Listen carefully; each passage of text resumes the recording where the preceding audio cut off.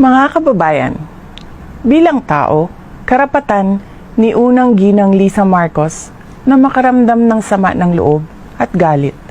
Subalit, ang kanyang personal na damdamin ay walang kinalaman sa aking mandato bilang isang opisyal ng pamahalaan. Upang makausad tayo, iiwan na natin sa isang pribadong pag-uusap sa pagitan lamang namin ni Pangulong Bongbong Marcos Jr. ang mga susunod na hakbang.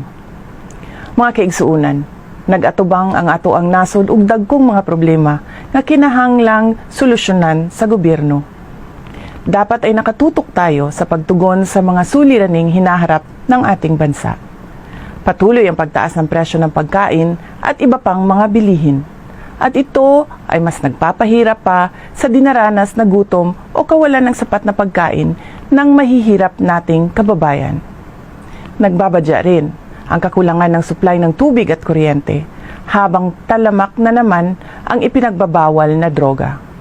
Samantala, hindi pa rin natatapos ang banta ng kriminalidad, terorismo at insurhensiya sa ating bansa. Kini ang mga butang nga angay natong hatagan ug pagtagad. Unahin natin ang Pilipinas. Syukran.